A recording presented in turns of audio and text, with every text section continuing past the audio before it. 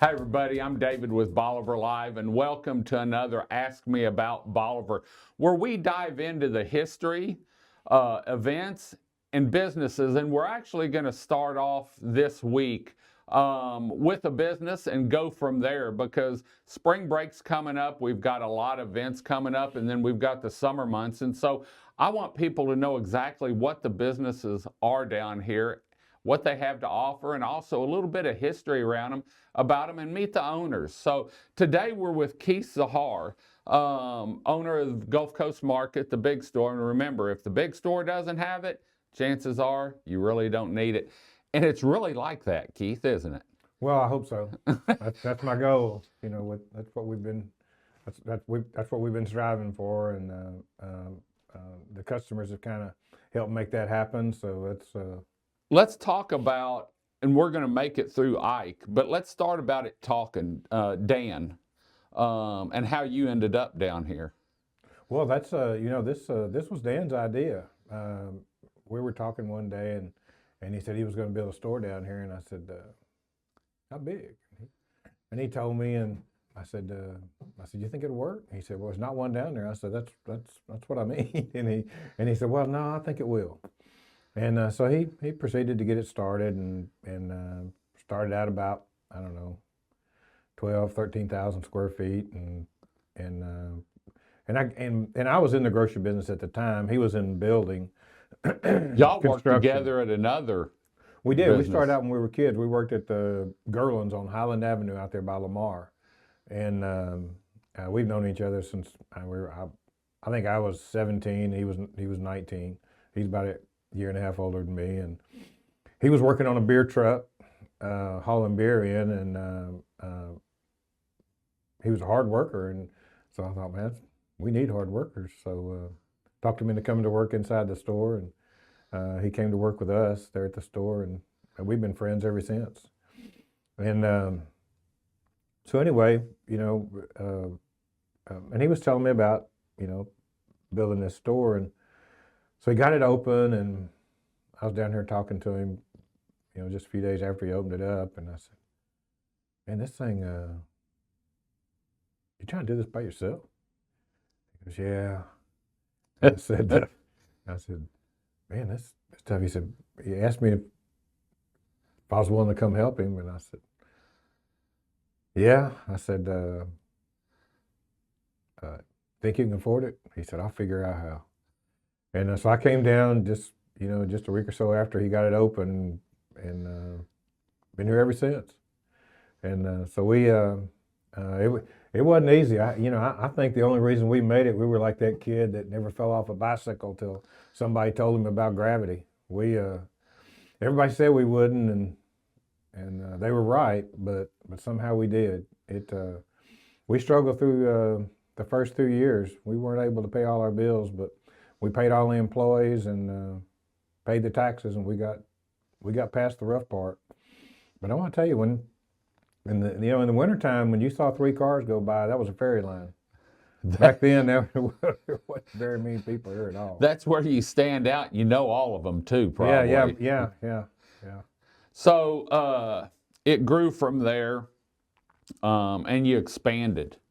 How did you decide where you wanted to expand the areas? Well, when Dan and I came from the grocery business, and so we knew the grocery business, but it didn't take us long at all. It didn't take us very much time at all to figure out that's not a grocery store. We started realizing the product mix and the way people bought things. Like, we don't do very much meat business.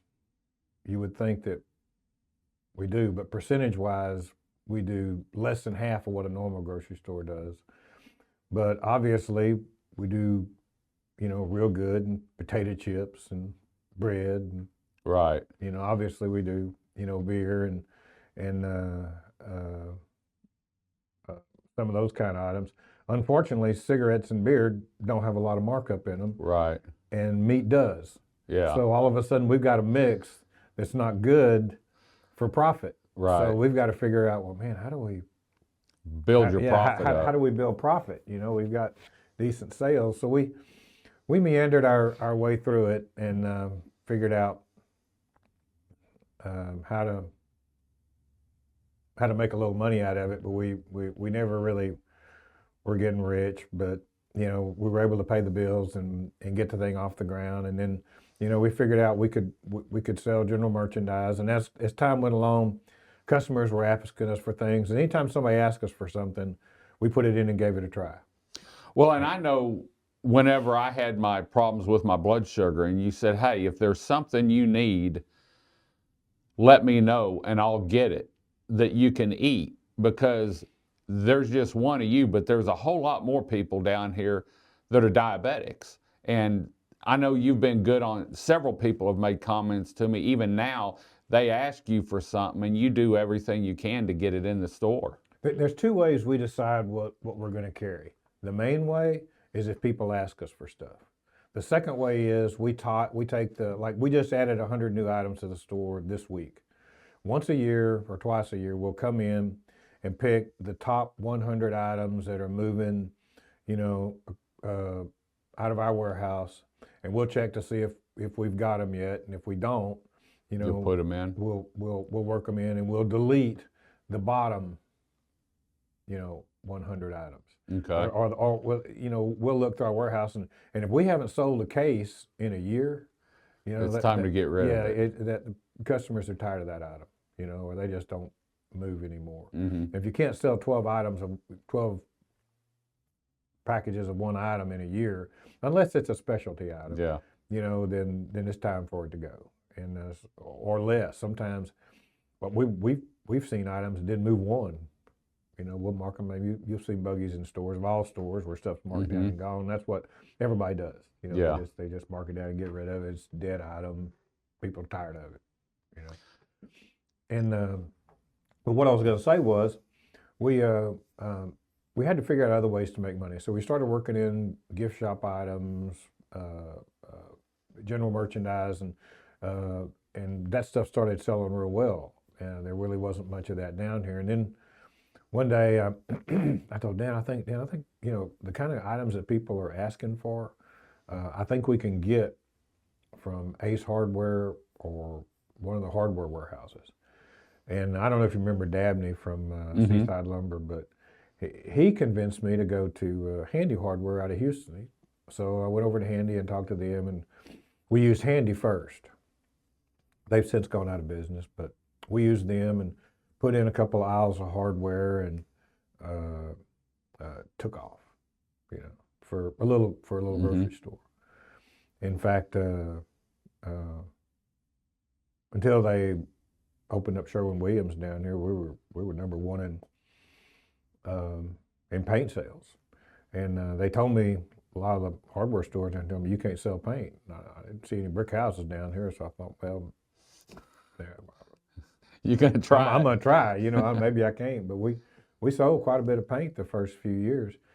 And in fact, PPG, at their annual meeting, they said, well, what have we learned from this? And they said, we don't have enough grocery stores. Because there's a little grocery store down there moving a lot of paint. Of course, the advantage was we weren't really competing against, a big gun like Sherwin-Williams. You just can't, you can't compete against a company like that. They have a massive network that they do a great job. I'm not gonna, but anyway, when we added hardware, Jeff Dyson out of Beaumont, who has M&D Supply, kind of took me under his wing and showed me his philosophy and how the hardware business worked. And I'll always appreciate what he did and his philosophy. And even though he didn't show me all the little details, he showed me. Got you started. He got me started, and that system works. If anybody goes to M&D Supply knows that system works, and so I just copied it. I copied it to work for our niche down here. You don't do what I do. Make this philosophy work for you. And so I did it, and boy, it worked. I mean, we do the same. I mean, we're not near as big as he is, but we do. We work that kind of a system. Everything's going good, and all of a sudden storm greets us named Ike. And you and I have talked about this several times. Devastating to Bolivar Peninsula, but sort of just washed through the big store. And I can remember pictures and the first time I came back down here, and now we're here, everything's has built up. Now we're back to a third of the houses that were a third of the houses that we had. And we need groceries, we need hardware, we need gas. How did you decide how you were going to build back after Ike? I know one time I made a comment, build it and they will come, and you looked at me like, yeah, but that sounds good, but when you're looking at no one down here and total devastation, it's a whole different ball game. You know, that's another. You know, there was no playbook after Ike. You know, you look at what happened across the United States and all these areas that were destroyed, like we were. They didn't come back. You know, even Homestead, Florida's not back like it. You know, before what was it? Whatever the name of the hurricane was, Yeah. Homestead. You know, Homestead still's not back where it was before it got destroyed. And you know, you look at some of the areas in southern Florida, in southern Louisiana that got destroyed from those hurricanes like Katrina and Rita. They're still gone. But we're back. back. There's nothing. But we are. You're exactly right. And I looked at those areas, you know, after they were destroyed, because my warehouse is in Baton Rouge. So I was very familiar with what was going on in Louisiana. And one thing I learned from watching that is after a hurricane, especially a devastating hurricane, the homeowners were waiting for the businesses and the businesses were waiting for the homeowners. Well, who's going to make neither one of them would come back. Yeah. You know, because they were no one would take that. No one would step. take that initiative. And there maybe, I mean, a few people would trickle in, but you know, people wanted it back like it was, and it wasn't happening. And I realized after Ike, I have to come back. I have to put this store back. If this community is going to make it, I have to take the first step to make this thing come back. It's a hard step. I was gonna say. I mean, I got 65,000 square feet. There's not a house on the ground. Yeah. There's no one. The only people here are the people contractors working. You know, David's down there. He's feeding people out of a work trailer, and so is Tiki Bar Chris. And people are down here doing everything they can to keep people working and trying to help. But boy, I'll tell you, it's like being in a third world on an island somewhere that everybody's struggling to try to do what they can to try to make this thing work. And I can't, you know, I'm not looking up. I had people that were employees before the storm, and they're down there trying to help, and then trying to live in RVs and trying to help get this thing together. And you know, I still can't show my appreciation enough to what all they did to try to help make this. Yeah, because the first thing you have to do is take bobcats and just more or less sweep the floor. I had a friend from Philadelphia fly down, and he operated the bobcat for a week helping me. I had Charlene's son. He was working night shift for Williams, and he would come down during the day and help us. Yeah. I mean, I had people from all over that were coming down, and I say from all.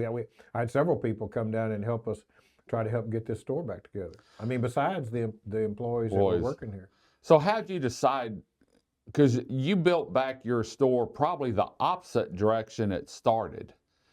And so, you know, you know, there's so many stories that go along. I can't tell you how blessed I am to make this thing happen. But, you know, LeBlanc's in Louisiana gave me some equipment. Specs Liquor sold me some equipment out of some stores they had. Just practically gave it to me. It didn't cost much at all. Blake helped me get lined up with them and got them to sell it to me. Excuse me, cheap. And then other companies we were lined up with.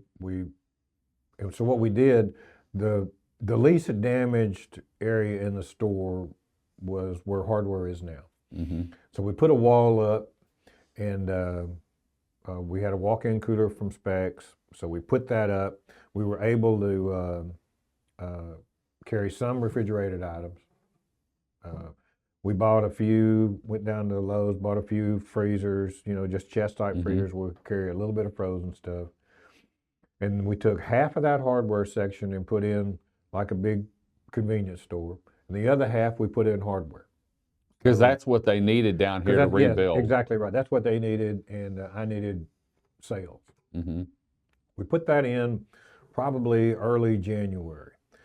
In the meantime, we were rebuilding the grocery side, which was the hardest part to rebuild. You got to get in refrigeration, you've got to get in electrical, so during that we got to get in shelving. You've got to rebuild that side, and that's the hardest part to get done. So that's what we did. We rebuilt that side. Finally got it open. We actually opened it on our anniversary, which was May 17th, 1986. We reopened it again, 2009, May 17th, 2000. I was happy to be able to get the whole store reopened, coming in the front door on that day. And haven't looked back since. Try not to. No, I don't want to have to do that again. But it was slow. I'm telling you, my friends were, all those people. Well, I say a lot of people back then. Man, that guy's crazy. There ain't no way he can't make it. They're probably right, but the odds. The odds are really against us. There wasn't a town here, but we had also, what they fail to realize is Dan and I made it through just as slow a period when we opened up. Yeah. Of course, I didn't have 65,000 square foot to deal with, but we got it open through some pretty tough periods, and as time went on, it got a little bit busier, and we're back to what it was in 2008. When the hurricane hit. So we're surviving now. Gift shop's doing real well. Hardware's doing well. It's a little bit tougher now that the recession, is starting to affect everybody, and COVID's over, so money's starting to go in different directions. Let's talk about COVID real quick. I can remember you coming in when it all happened, because we were sort of in a panic down here. We didn't know it was going to be the perfect storm. And I can remember some of our meetings, and food starting to get hard to find. And something caught my attention. You said, David, I may not have Del Monte green beans, but I'm going to have green beans. And I may not have a name brand toilet paper, but I'm going to have toilet paper. And I may not have such and such, but I'm going to have another brand of it. And once we got into the COVID deal and grocery store shelves were empty, I had some friends that have houses down here that live in Katy and Houston, and I said, you coming down again this week? They said, we have to. I said, why do you have to come down this weekend? Because we have to go shop the big store. Because of the items that you had, they couldn't find it in Houston. And I think a lot of people, in my opinion, because we were busy as heck, no one could go anywhere. They were renting houses, the beach was open. And I don't know it, but I imagine a lot of people came down here and bought groceries. Usually when you leave, you make sure the cooler's empty and the car's, packed. But I think a lot of people, or did you see a lot of people buying groceries down here, taking them back? Oh, Lord, yes. Because unbelievable. It's like you carry boar heads. And that's a name brand that a lot of people like. And Brian said, I haven't been able to find that in one of the stores up here in probably 6-8 months. I go down to Keith's store. Every time I go in there, he has exactly what we want. He said, we're buying $200 and $300 and $400 and $500 worth of groceries and toting it back. And I was just wondering if that's what you saw. Well, I had an idea that, because you got to remember, I'm an independent guy. I don't have to go up the chain of executives to make a decision. You don't have to buy from a specific place either, do you? I buy from a bunch of different people. Well, I was watching the news, and I saw where they canceled the rodeo. And I thought, that means Cisco's hung with all that meat because they have to supply the rodeo. So the next day was the day my Cisco rep came in, and I said, what are y'all going to do with all that meat? He goes, oh, man, we don't know. We're thinking about sending it back to Iowa. And I said, you still got it in the warehouse? And he said, yeah. I said, look, I want 3 pallets of that chicken. I want 4 pallets of that hamburger meat. And I just went off all this, and my meat man's looking at me. He goes, oh, because we couldn't get, man, they're getting allocated out of our warehouse. We're getting, and they're buying it as fast as we can get it in the meat counter. Yeah. Next day, here come half a truck full of Cisco meat. And I said, you got any toilet paper? He goes, yeah. I said, fill the rest of the truck up with toilet paper. And it was commercial toilet paper. Well, no, it was toilet paper. It was just single rolls, but at least it was wrapped. It wasn't, just, I saw some of those too, but it wasn't just wrapped. So he sent the whole Cisco truck to me full of Cisco items. Toilet paper and beef. And by the next week, I got with him and I said, what else you got? Oh, they had cleaner, they had, but it didn't take long for people to figure out that they could get a lot of that stuff from Cisco. Because next thing you know, Cisco's running out. Yeah. Yeah. But see, they couldn't sell the restaurants, so they were all that. Yeah, they were looking for anybody. Yeah. And I guess once they figured out that they couldn't sell the restaurants, the next thing they started calling on grocery stores, and they were getting rid of that. They were selling stuff to the grocery stores. You do a lot in the community. Give back I enjoy it. a whole lot in the community. And I can remember when I started some of our conversations, and I've learned a lot from you because I used to just think a week out, 5 days out, or a week out. Now I'm looking at 6 months and a year and 2 years. But what's your philosophy on the community and what you can do for the community? Oh, well, years ago I read this book called The Richest Man in Town. And what this guy did, he wanted to find out if there was a common denominator in all these guys who were the richest men in all the big cities. And one of the things that he asked them, and they were all in unison about, was what was their favorite town. And they all said their hometown.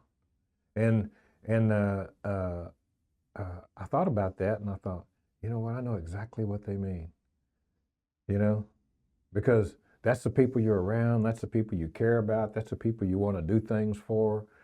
And because that's the people you come face to face with. That's the people you know their children, you know their families. You've watched them grow up. Yeah, you watch them grow up, and you watch their kids grow. Well, now that you get to my age, you watch their grandkids grow up. And you want it. It's not like it's not a go. Oh, I'm tired of doing. Oh, they asking me for this.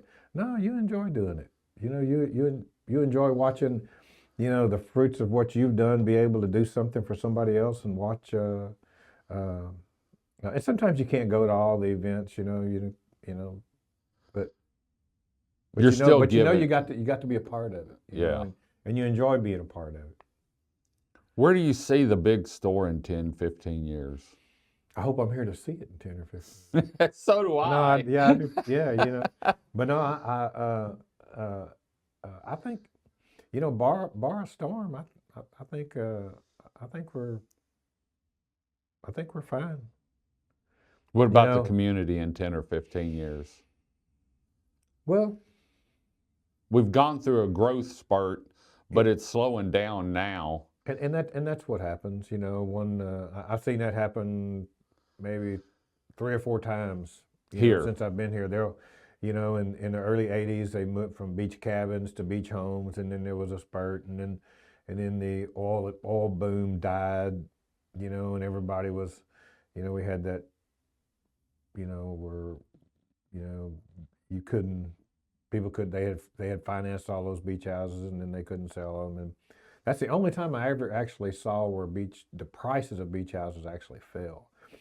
I've seen them where they didn't go up anymore, but that's the only time I saw them where they actually fell.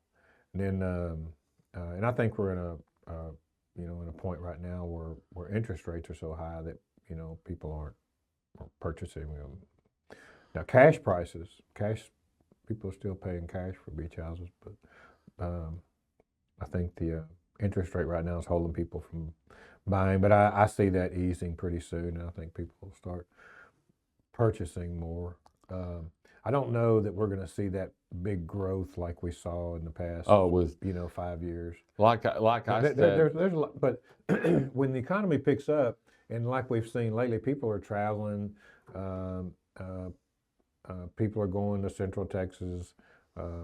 They're getting out. Yeah, there's just more areas to go to. COVID caused people to go to the coast. Yeah. People felt like it was a safer place to be, the breeze. I've said that's for us, and I can remember on, I believe, March 14th or 18th when they started shutting everything down. We actually had TV commercials scheduled and didn't even know it. And everyone was in a panic down here. And then all of a sudden the doors opened up, and they were open for about 2.5 years. 2 years I know good. It was a boom for the grocery business nationwide. Was it? Yeah, it was. If you could get it. If you had product to sell, you could make some money. Because people weren't going out to eat; they were eating at home. Everybody in the grocery business, Walmart included, whenever they said, when the politicians came online, said, all right, the restaurant business handles 50% of all the food business in the United States. So when they shut down the restaurant business, everybody in the grocery business just kind of look at one another. We can handle this. Yeah. And then when politicians got on TV and said, all right, go to the store and buy 3 weeks supply, everybody's looking at one another. You come buy all you want. The shelves, the shelves are going to be empty, but nobody said anything, and everybody's going, all right, we'll do the best we can, but we're not going to turn down the business, but there's nothing going to be here. And the people in that business are kind of going, what kind of idiots are running this? Why would they? Yeah. Of course, I guess they just didn't know. I guess they just thought it was magically going to appear on the shelves, But everybody learned pretty quick that get it while you can. Yeah, well, they don't have the sharpest people in Washington. If there's one thing, we're going to wind this up for now. If there's one thing you wanted people to know about the big store, what would it be? Well, we're here to serve you, and we don't always do everything perfect, but I would like to think that we can correct anything that we've ever done wrong. I know we've always tried to have good people, and over the years, I think we've had some great people. Our gift shop is Shelley. Shelley, one of the bright spots of our store and hardware, and of course, our meat department and grocery department are just. I was going to say, I've always been really proud of the job that those guys do. Let's give some recognition. And produce, Pedro, he's just a staple there. Let's give some recognition real quick. How long's Benji been at the big store? Man, he started when he was 16 years old. He's 25 years? I don't know. I don't know. He started in the. He actually started. He's from Winnie. He started in the Winnie store, so that was maybe 1990. Okay. Maybe before. Wendy. Well, she started when she was 16 years old. And I'm not going to say how old she is. No, I won't walk in this store if you say she's that. She's well over 30 years. I'm not sure if it's 35 yet.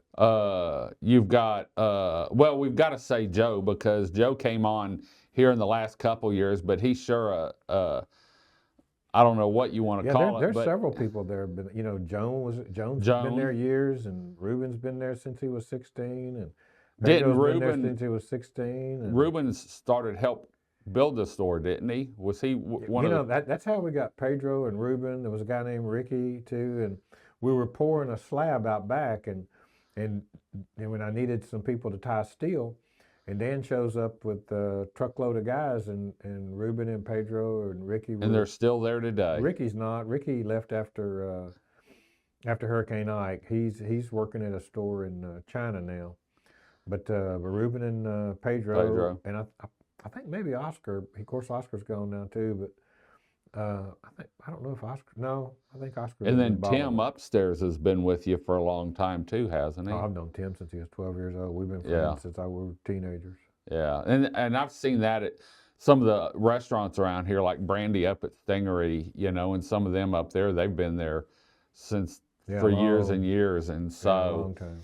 well, When I first moved here, Dan and I were down in Bolivar, and I think we were talking to Tinker, and the Strimple sisters were in. I don't know if they were twins. They were in the store, and I don't know if it was me or Dan, but they were talking about, tired of these tours, or something. Something was said. So one of us looked at the ladies, goes, well, how long do you have to live here to be a local?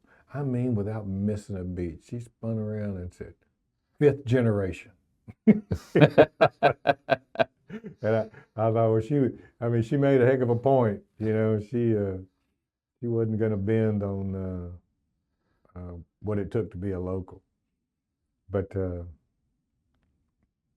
I think the issue is, when you're young, and you're having a good time, I think it's all the same. As you get a little bit older, you get a little bit tireder of everything going on, and then when you get old, you just don't want to deal with all the confusion. It doesn't really have anything to do with tourism. You're just tired of the confusion. So but all these tourists, that's what affords us all these luxuries over there. Whatever we get, right. We get because of it. And it takes both. We have to have. And it's we've seen it come, and we're seeing it. Head count may be down a little bit now. We've opened. Last March we opened twice as many seating capacity for the restaurants. If you wanted to go out and eat, they opened up a couple new businesses down here. Did that affect your business any when we doubled our seating capacity down here on restaurants? Or do you think we grew enough? I don't know that. Since September is the first time I've had any, leveling effect in business. Up the past several years, we've had an increase in business.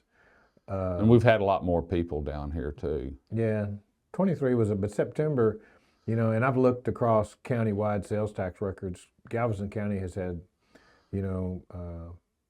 sales tax revenues have been down across the county a little bit. So, I think it's just the economy, in my opinion,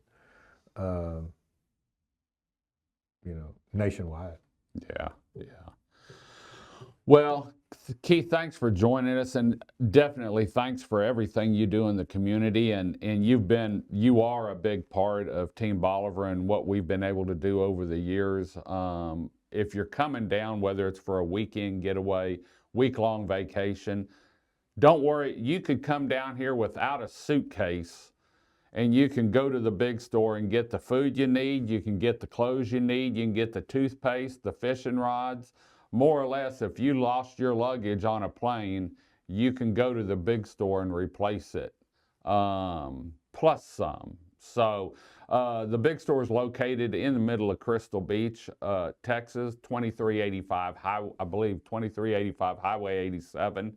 You can visit them on their website at www.thebigstore.us, and they sponsor all of our morning feeds here on Bolivar Live, so I thank you for that. So, well, I'm going to head on out and go up and get some chicken at the deli, because that's the best chicken there is. It's good chicken. Good chicken. Until next time, I'm David with Bolivar Live. Y'all have a great day, great week. Come see us. God bless, and bye-bye. The Big Store, located at 2385 Highway 87 in Crystal Beach, Texas, on Bolivar Peninsula. If you're on Bolivar Peninsula and you need anything, stop by the Big Store, where you'll be greeted by a staff of smiling faces and a staff that's eager to help you find what you're looking for. The Big Store is a fully stocked grocery store with fresh fruits and vegetables, meat department with hand-cut steaks, canned goods, dairy products, frozen foods, and beer and wine. The Big Store is also home to a gift shop, camping and fishing supplies, RV supplies, tools and hardware and home goods, all under one roof.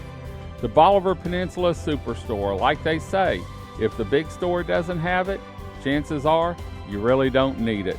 For more information on the big store and their weekly sales ad, please visit www.thebigstore.us.